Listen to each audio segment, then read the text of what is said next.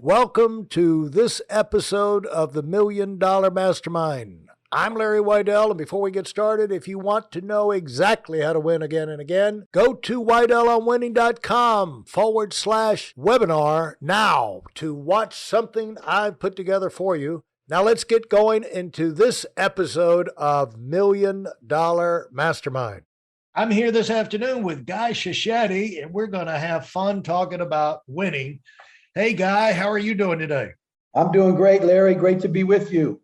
And, this is long overdue. I can't tell you how long I've wanted to get Guy on because Guy has excelled in so many different areas of life, and he's made an impact with so many other people in business along the way.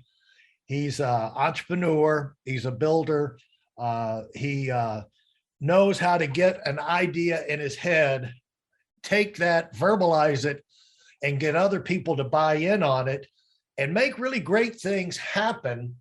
And as a result, not only has he been successful, financially independent, big incomes, but he's been able to reproduce that, duplicate himself. He's got lots of million-dollar earners inside his own organization that have kind of come through his system. And so I know he's got a lot of pride about that and is now doing that with his family. And so, Guy, talk about your, when you came up the ladder, when you started, what's your first thought about, like, when you began in life? When did you start thinking about making money, being independent? Because I've heard it said, and I think it's probably true, that one of the greatest things you can do for a kid is, as early as possible, let them make their own money. Have the experience of being independent and exerting themselves and making some positive happen. Where in your life, when did that happen? What's the first thing that jumps in your mind that you can remember? Yeah, for me, it's always important to understand where people are coming from. And I grew up in a city in Miami called Hialeah. Many will know that name, many might not. But I grew up in 1,000-square-foot home with 9 of us. And my dad always owned his own business, but he never had a business that was large. It was enough to put food on the table most nights.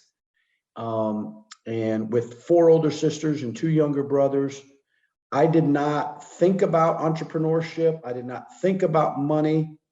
I was on a collision course with athletics and sports. It was my life growing up. I ended up being able to play college football at Liberty University on a full scholarship. And that's when the change of my life began. Even through high school, I was conscientious, I was focused, I was driven, always. But it wasn't until after college and I started coaching and teaching, because that, if you knew me, you knew that's what I would be doing, something having to do with athletics, sports. So I was a health instructor. I taught health and I taught physical education for 8 years in the Dade County school system. And it wasn't until I got into business that I began to change and transform the way that I thought. I was 25 years old. I had $23,000 in credit card debt. For 8 consecutive years while I was teaching and coaching, I spent more money than I made. I had 7 part-time jobs at the school, all with the idea that they were going to help me get ahead financially. None of that worked. I did not understand what I was doing other than just try to make more money some way in order to get ahead. And that's how it all started. But it wasn't until I was introduced into business and I started listening to people who were successful. Prior to that, all of my education was on, I call it survival education, just to get by, not really to thrive. And it wasn't until I began to change the way that I thought about life and things that I started to realize that the way that I was thinking about almost everything was wrong. And if I didn't change that, if I didn't change the way I was thinking, I was never going to be successful. So that's how I would say that it all began. And when you say survival education, what does that mean to you? It means get a job and make money so you can pay your bills. And it was interesting because there were plenty of months where bills got put off till the next month or until they came in and bothered me enough. But we would always make it. We would always get by, but it was always stressful, not having enough money, too much month left at the end of the money. Pretty much six, 7 times a year. But so survival was just, how do you just get by through the next month? How do you make enough income, do what you got to do to get by for the next month? And that was it. I honestly did not understand money at all. I understand I'm that guy that went to school every day with a pair of shorts on and a t-shirt and a hat and a whistle around my neck, sneakers, that typical PE coach. That's who I was. Loved it, loved coaching, loved teaching. It was fantastic for me. I loved every minute of it. Unlike a lot of people who have a very bad taste in their mouth about what they currently do, I didn't really have that. But when I began to listen to successful people, I started to realize that my thinking about success and what it was going to take was off base. Now, not everything, okay? Because of athletics and sports, you do learn a lot of principles of success that you can carry with you through life. But there were other things, especially what was going on in my mind, that were definitely not going to help me.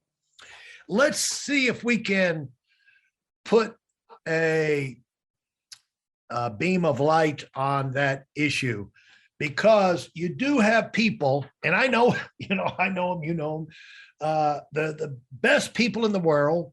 You look at them and you think they're a lot more likable and talented and great people, and then maybe than I am, and like totally admirable in every way and not lacking in anything, but then they don't seem to break out. So it appears that where you were in is where a lot of people are, is like you're living under a cloud. Like there's a sun above the cloud, but when you're under the cloud, you don't really see the possibilities. And that's one of the reasons, Guy, that I'm doing this podcast, because as you and I both know, we know enough about each other to know there's a whole lot of other things we could be doing on a Friday afternoon in December. But we're taking a time out to kind of share some of these things so people that are on the way up can get a chance for somebody to tell them there's another way of looking at life. And fortunately, it happened to us one way or another. But, you can save decades by getting around the right people, like you say, hearing new ideas and realizing there's a bigger world out there, and you don't have to be a genius, to get involved, make that jump and get into that thing. Hard work and this, that, and the other. There's a whole lot more available. It's like the first time in our company, they had I know our company took us to Hawaii, and I had grown up the son of an Air Force sergeant. And of course, we went all over the world. I went everywhere. I lived 3 times in, Germany, France, Italy, and lived graduated in the Hamptons, lived in Tuscany for 3 years, all that great stuff, but, no money. And never thought about being one of the people that are on the high side of life, was, running things, or in, in the big houses and all. But so even when I had some success in business, I was struck by the fact that when we went to Hawaii, and they had all of these monster hotels. First of all, it cost a fortune to get there, especially if you're taking your family. Right. And the rooms, unbelievably expensive, but the hotels were full, Guy. I was amazed. And then I'm looking like, who's coming here? How's it? And they're young, young couples with kids and this, that, and the other, didn't seem to be not a bunch of elderly retired people filling. It's like, I felt like the light bulb went on for me, at that point. Of course, I was already experiencing some pretty good success, but it was like, wait a minute, there's a whole lot of successful people out there. And I was brought up that everybody had to be a worker bee pretty much. And you could be a higher paid, higher up the ladder worker bee, but to be able to have discretionary income and discretionary time and have the money and time to decide, I'm going to take the family on a vacation to Hawaii and pay for it. The fact that there were thousands of people like that out there just never entered my mind. And so we're talking about the light bulb going on, that there's a bigger world out there and you can be a part of it. That's kind of what happened to you gradually once you got into being exposed to these kind of ideas, these kind of people, these kind of opportunities, because like I heard early on, great ideas don't care who use them, but you can't use them until you hear them. And so we need to be able to identify that for people going through that transformation, that light bulb experience, when you realize I don't have to be left out of things the rest of my life. There's things I can do to flip the tables. Hey, listen, there's a lot of information online, but there aren't a lot of people who've actually done something. In my case, I've actually built a successful business that's accrued over $5 billion in assets under management and has done well even during trying times. Now, if you want to know exactly how I've done this, go to whiteelemwinning.com/webinar now. I've compressed a decade of learning into 5 short weeks just for those of you who want to give yourself an incredible advantage and are tired of waiting and watching others move up. Well, yeah. And I was on a collision course. Like I said, I was on a collision course with being a head football coach in high school. And then in my mind, going on to, be a head football coach in college somewhere, and then maybe end up in the pros someday. And I was very focused and very driven on that. But I mean, I looked at my life and where I was, I said to myself, is this the life that I want the rest of my life? And I just, through reading books and listening to people, because, like if you want to be successful, they say just hang around with successful people. Well, if I wanted to go to lunch right now, Larry, with Michael Jordan, and I somehow gave him a call, the likelihood that he's going to give me a lunch is not good. So what successful people do, because everybody wants their time, is they put down on paper, usually in a book or on a tape, they put down what it is that they've done to be successful. And all you really have to do is read their book or listen to their tapes or their audios. And then once you do that, you can begin to go, oh, that's not what I thought it was. And what happens is you transform the way you think. And that's what it takes. You have to have a transformation. It's almost like you have toxins in your brain that your whole life you grew up with, because people around you are very average and ordinary people. So the reason they're average and ordinary is because they have average and ordinary thinking. So how do I get this average and ordinary thinking out and get the correct thinking in? And then will that be enough to drive me? Okay, because then it takes a certain amount of dissatisfaction with your current situation. And there's a lot of people, you and I meet them all the time, who are not dissatisfied. They're perfectly content with their situation.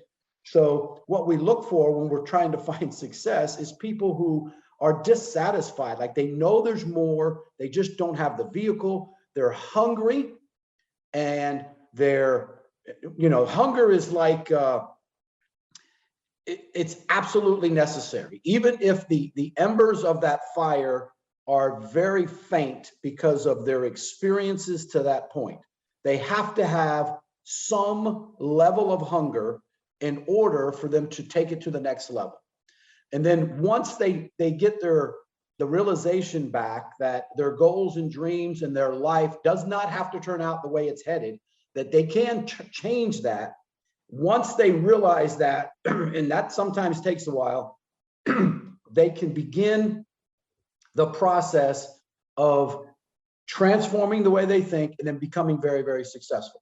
And it typically, here's the thing though, it typically does not happen anywhere near as quickly as they want it to. And everybody has different things they have to work on. For some, they never learned good work ethic. So in their head, they don't know that they have a work ethic problem until somebody lets them know that, hey, all you got to do to be successful is work half a day, and we don't care which 12 hours it is. So when you tell somebody that who's used to working 6 to 8 hours a day and thinks that's a lot and doesn't understand entrepreneurship or what it takes to win, just that one thing alone is something, it's a hurdle for some. Never a hurdle for me. I grew up playing sports. Work ethic was not an issue for me. Other things were an issue. And a lot of those other things were helped by listening to successful people and beginning that process of cleansing my brain. And it was in there not by people who were trying to hurt me. It was in there by people who had good intentions, but they weren't successful themselves.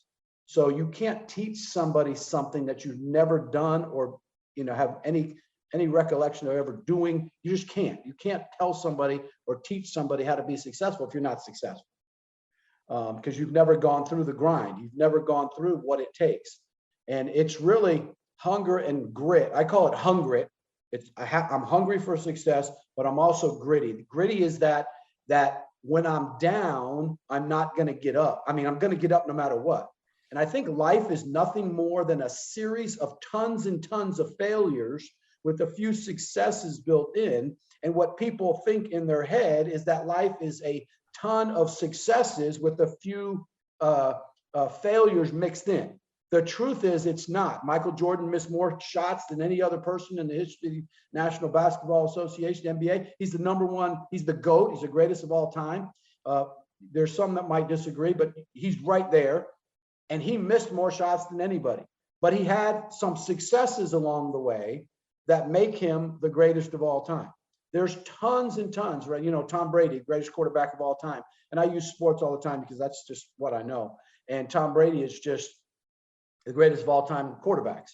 Well, when you look at his story and his life, he had tons of failures. He had tons of people. He was the last person drafted in the NFL draft, and he's the greatest quarterback of all time. So obviously the people drafting did not see what was inside of Tom Brady and what his potential was. But I guarantee you, from the time Tom Brady was drafted till where he is now, he's gone through a complete transformation of the way he thinks. And he's getting stronger every year. He's reading, he's listening, he's paying attention, and he's focused on improving all the time.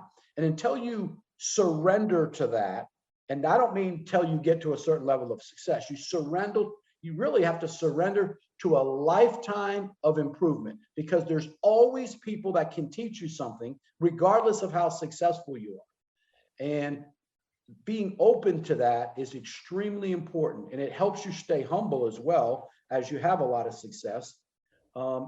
It's just so important, that transformation of the way you think. Absolutely. Well said. I don't think anybody could say that better. Great points. If you enjoyed what you've heard and are dead serious about finding out for yourself exactly how this works in the real world, I've taken the most valuable business lessons I've learned over 40 years and put them into something for you to watch. Go to whiteelementary.com/webinar now in order to move up as fast as possible. I'm Larry Weidel, and I run the $1 Million Mastermind. Go, go, go.